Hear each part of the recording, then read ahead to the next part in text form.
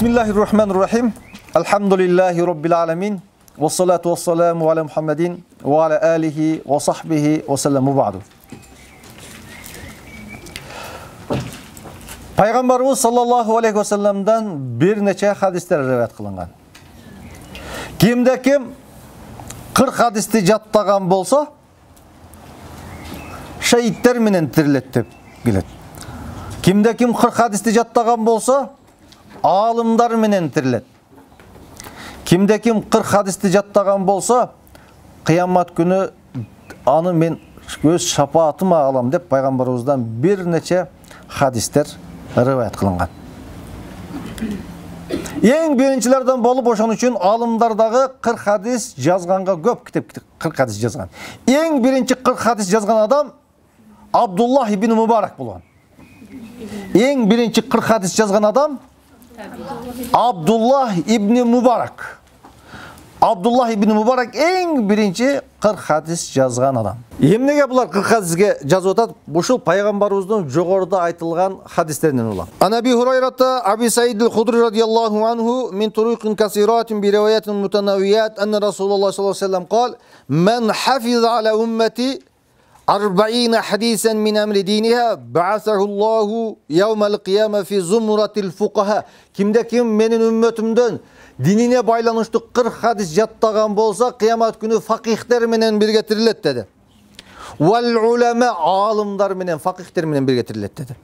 Başka bir rivayatta ba'athahullahu faqihan aliman. Allah Teala anı bilüçü, düşünüçü, fakih jana alim kılıp tirilet dedi. Başka bir hadiste ve kuntu lehu yevmel kıyameti şafiyen ve şehiden. Kıyamet günü men ağa güvelik berem, men anı şapaat kılam dedi Peygamber sallallahu aleyhi ve sellem. Başka bir hadiste kutibe fi zumratil ulema ve huşiran fi şuhada. Alimlerden katarına yazılıp şehitlerden arasında tirilet degen. Uşul hadislerden ulam 40 hadis yazgan alimler көбөйгөн. Ең birinci olup Abdullah ibn Mübarek жазган. Andan keyin көптөгөн alimler gelip жазган 40 hadis жөнүндө көптөгөн alimler жазган. Ошолордун ең мыктысы, ең машхуру ошол биздин колубуздагы İmam Navavi'din Arba'ine Nevaviye degen 40 hadis. Peygamberimizin 40 hadisi dünya yüzüne en maşhur olan hadis. Жақсылап көңіл бұрабыз. Бұл жерде дағы bir қызық мәселе var. 40 hadisті, İmam Navavi жазған 40 hadisті, birinci 26 hadisini biz жоғарыда айтқан İbn Salah şakirtlerine ahadis-ül kulliye деп koyat. Kıska, nuska, mağızlı hadislerdi çoğultup İbn Salah şakirtlerini okup beret. 26 hadiste. Oşol ahadis-ül kulliye деп ataydı. Andan keyin İmam Navavi gelet. Oşol İbn Salah жазған, İbn Salah aytıp bergen 26 hadiske 16 hadisti koşup 42 hadis kılat. Anan Arba'une деп ataydı. 40 hadis деп ataydı da oşol kitap anan keyin dünya yüzünde belgili maşhur oladı. Çünkü oldu mu? 40 hadistin tarcımalı şunday. 40 hadisin içindeki 26 hadiste İbn Salah Ahadisül Kulliye'de bu şakirtlerine bir oturuşta, bir sabah ötkünde 26 hadiste şakirtlerine aytıp berip okutup beret da İmam Navavi gelip anda İmam Navavi aytat. Bu az giriş sözünde aytat. Men buga çeyin жазған 40 hadisler köp alımların 40 hadisini gördüm. En birinci olup Abdullah ibn Mübarek'tin 40 hadisini gördüm deydi. Alardın kemdir biröleri İbadat жөнүндө 40 hadis oltkan. Kimdir biröleri adep ahlak жөнүндө, kimdir biröleri Kur'an жөнүндө, kimdir biröleri şehit жөнүндө, kimdir biröleri muamelat жөнүндө, kimdir biröleri ayaldar жөнүндө. Ушинтип ар тармакта 40 hadis жазган алымдар аябай көп көрдүм дейт. Men İmam Navavi айтат. Men ошол китептерди көрүп, ошол алымдардын жолун ээрчип ошол факихтердин жолун ээрчип 40 хадис жазганга кириштим дейт. Жогоруда айткандай, пайгамбарыбыздан келген, мен жогоруда айттым го? Жогоруда айтканбай, шейиттер менен тирилет, алымдар менен тирилет деген хадистердин бар имам Навави айтып атат. Ушул хадистердин баары даиф хадистер, көзсүз хадистер дейт. Бирок мен негизинен бул хадистерге таянган жокмун. Мен пайгамбарыбыздын айткан кимдир бирөөңөр менен уккан болсо, аны жеткизгиле деген сахих хадиске таяндым. Мен жогоруда айтып өткөндөй, наддараллахи имраан, Алла Таала жүзүн нурдуу кылсын, менен угуп, аны башка бирөөгө жеткизген адамдын жүзүн нурдуу кылсын деген сахих хадиске таянып, ушул хадис китепти жазганга кириштим дейт. Хадис сахихте ла юбаллигу шахиду минкумул гайб. Бул жерде болгондор хадисте келгенде. Бул жерде болгондор, бул жерде болбогондорго жеткизгиле деген хадис сахихтерге төөнүп 40 хадис жазганга кириштим дейт. Менен мурунку жазган китептердин баарын көрүп, карап чыктым дейт. Мен алардан дагы мыкты, алардан дагы сонун кылып жазайын деп ниет кылдым дейт. Алар ушундай бир илим жөнүндө жазса, мен ислам дининин түркүгү болгон, ислам дининин 3төн 1 болгон, ислам дининин 2ден 1 болгон эң негизги, эң күчтүү хадистерди чогултканга аракет кылдым дейт.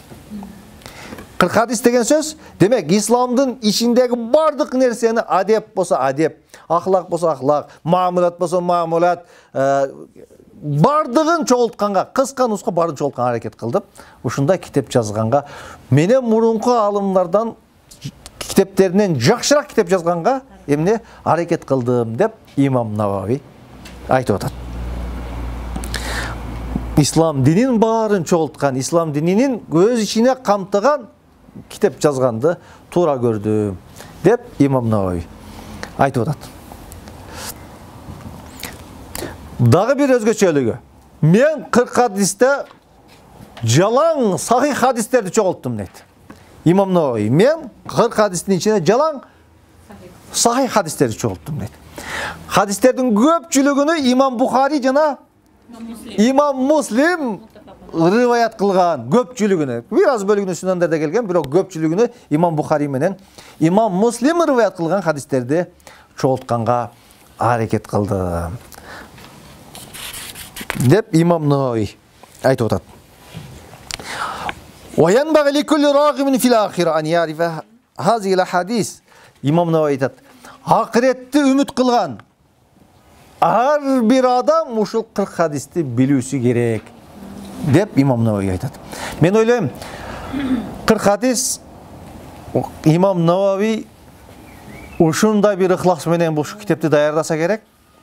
40 хадис ушул жашооңдон үзүлбөйт. Өлөр өлгүчө бизге керектүү. Өлөр өлгүчө. Бисмиллахир-рахманир-рахим. Иннамал а'малу бинният.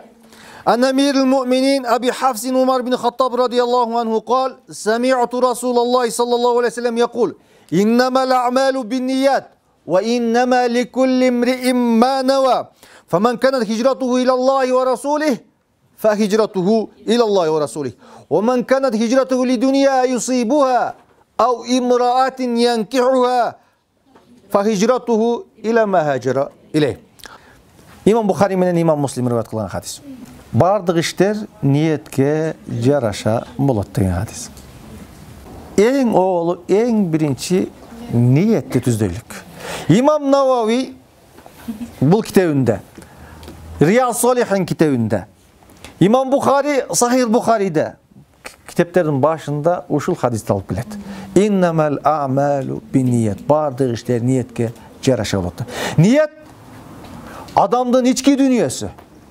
Амал эки нерсеге карап балынат. Сыртына жана ичине. Ичиндеги нерсе бул биздин жүрөгүбүздө катылып жаткан ниетибиз. Ниет ушундай оор нерсе, ушундай кыйын нерсе, тез-тез өзгөрүп тура турган нерсе. Шамал келип дарактын жалбырагына аяка, бияка, тияка өзгөрткөн сыяктуу кээде адамдын ниети тез-тез ары бери тияк бияка эмне кылып турат, өзгөрүп турат. Ошондуктан мусулман адам эң оолу, эң биринчи ниетин түздөш керек. Хадис качан айтылды? Эмне себептен айтылып калды? Makka Mukarramada Ummul Qays деген аял бар эле. Ummul Qays деген аял бар эле. Bir сахаба ошол аялдын колун сурады. Ummul Qays пайгамбарыбыз Меккеден Мединага хижрат кылып көчүп кеткенден кийин Мединага хижрат кылып көчүп кеткен эле. Ал сахаба ошо Ummul Qaystын колун сураганда шарт койду. Мединага көчүп келесиң, макулдукту берем, макулдугун берем деди. Анан Меккеден Мединага үйлөнүү, тиги аял Ummul Qayска үйлөнүш үчүн ошол сахаба эмне кылды? Хижрат кылды. Анан хижрату Ummul Qays деген атка конду. Ummul Qays үчүн хижрат кылган адам деген атка конду. Кээ бир риваяттарда ушул хадис ошол окуяга себеп болуп айтылган деп айтылган. Иннамал а'малу бинният. Бардык иштер ниетке жараша болот. Бардык иштер ниетке жараша болот. Бул нерсени адам биз жашообузда көрүп келип атабыз. Ниетиң кандай болсо, ошол нерсеге жетесиң. Алланын рызалыгы үчүн болсо, Алланын рызалыгы үчүн жетесиң. Эгер де ниетиң эл көрсүн, кожо көрсүн болсун десең, эл кожо көрсүн болот, эл сени көрөт. Эл мактасын десең, эл сени мактайт, эл сени даңктайт. Иннамал а'малу бинният. Бардык иштер ниетке жараша болот деди. Сенин ниетиңдеги нерсе болот. Эмнени ниет кылсаң, мол жерге ошол нерсени табасың. Соопту ниет кылсаң, сооп табасың. Ниет деген ушундай бир назик нерсе. Кээде ниет адаттарыбызды ибадатка айлантабыз, ниетибиз дурус болсо. Кээде ибадаттарыбызды адатка айлантып алышыбыз мүмкүн, эгерде ниетибиз туура эмес болсо. Ошондуктан келиңиздер, бүгүн сабагыбыздын башында ниетибизди түзөйлүк, ниетибизди оңдойлук. Эл көрсүн болбосун, кожо көрсүн болбосун, мел мактасын болбосун. Ижаза алыптыр, ижазасы бар экен деген сөз үчүн болбосун. Окуган илимибиз халис Алла үчүн, жараткандын рызалыгы үчүн деген ниетибиз болсун. Жарайбы? Ошон үчүн айтат: иннамал а'малу бинният ва иннама ликулли имриин ма нава. Ар бир адамдын ниет кылган нерсеси болот. Ар бир адамдын өзүнчө бир ниет кылган нерсеси болот. Фаман канат хижрату илаллахи ва расулих. Кимде ким хижрат кылганда, көчкөндө Алла үчүн, пайгамбар үчүн деп көчсө, ал Алла үчүн, пайгамбар үчүн көчкөн болот. Алла үчүн көчкөн болот. Пайгамбарды ээрчип көчкөн болот. Пайгамбардын жолун жолдоп көчкөн болот. Пайгамбардын сөзүн угам деп көчкөн болот. Фаман канат хижрату лидуния юсибуха. Кимде ким дүйнөгө жетем десе, акчага жетем десе, байлыкка жетем десе, акчага жетет, байлыкка жетет. Ау имраатин янкихуха, же бир аялга, бирөөгө үйлөнөм десе, бирөөгө турмушка чыгам десе, ага турмушка чыгат. Фахижрату илаллахи ва расулих, фахижрату иля ма хаджира илей. Эмне үчүн көчкөн болсо, эмне үчүн ниет кылган болсо, ошол нерсесине жете берет деп айтты. Ошондуктан ниет сахабалардын, өткөн аалымдардын, салихтердин айтышына караганда эң оор нерсе, эң кыйын нерсе ушул ниетти түздөө деген болду деп айткан аалымдар. Ниет деген ушундай нерсе, кумду шамал ары бери оодарып тургандай, ниет оодарып тура турган нерсе. Тез-тез өзгөрүп тура турган нерсе. Ошондуктан минут сайын, секунд сайын тез-тез ниетти жаңылап туруш керек. Ниетти түздөп туруш керек. Ниетти оңдоп туруш керек. Ар бир кылган ишти Алла үчүн деп ниет кылышыбыз керек. Кээде жеген ичкен тамагыңы, кээде уктасаң дагы, эртерээк уктайын, баамнатка турайын, эртерээк уктайын, эртең менен туруп сабакка барайын десең, ар бир уктаганыңа эмне аласың? Соо аласың. Кээде ибадатка турасың, намаз окуйсуң, бирок жашыраак туруп коеюн, намаз окусун десин, татынакай окусун десин, козурак окусун десин деген максатта окуган болсок, ибадатыбыз эмнеге айланат? Адатка айланат. Сооп деле жок, балким зыян болушу мүмкүн, пайдасы болбой калышы толук ыктымал. Ошондуктан кээ бир алымдар иннамал а'малу бинният бул хадисти ислам дининин жарымы деп айткан. Ислам дининин жарымы. Ички Амал сыртқы амал бөлінеді. Біздің ішкі амалымыздың бар емнеге байланыштуу? Адам баласының жүрегіне байланыштуу, ниетіне байланыштуу. Келгіле, ниетті жаңалайлық, мақсаттарды жаңалайлық, ойларды жаңалайлық. Жақшы нәрселерді ғана мақсат қылайлық, жақшы нәрселерді ғана ниет қылайлық. Егер де Алланың рызалығы үшін деп Алланың рызалығын мақсат қылсаң, арқаңан бардық ерчейді. Мал да ерчейді, байлық да ерчейді мүмкін. Сен айтқан нәрсе, сен мақсат қылған нәрседің бардық ерчейді мүмкін. Біз кейде мақсат қоямыз да, адам баласының бір чоң кемшілігі, көпшілік адамдардың бір чоң кемшілігі. Мақсат қоямыз, негізгі нәрсені мақсат қылбай, мақсатқа алып барушы жолдарды, себептерді емне қылып алғанбыз? Себептерді негізгі мақсат қылып алғанбыз да, ниетіміздің дұрыс еместігінен.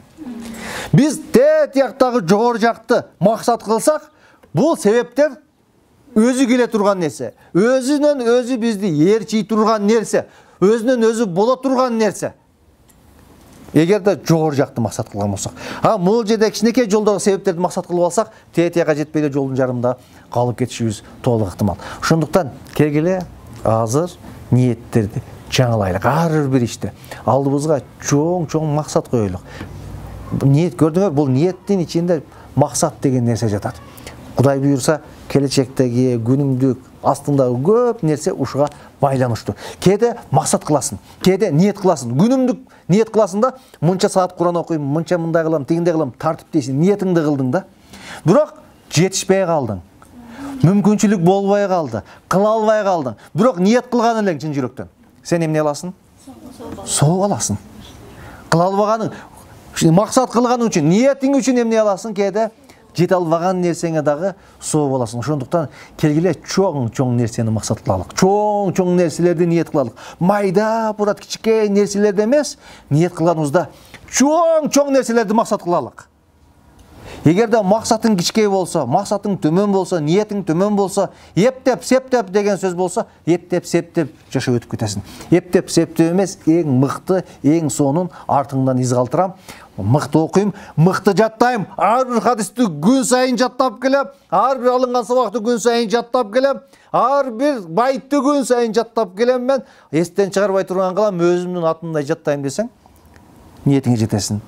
Анан кейін азыртан эле бирөөсүн жаттап, бирөөсүн жаттабайм го десең, экөөнү тең жаттай албайсың. Максатты бийик кой, ниетти түздө. Иннамал амал биннияттын ичинде көп маселе жатат. Максат жөнүндө өзүнчө 1-2 саат, 3 саат сөз кылсак болот.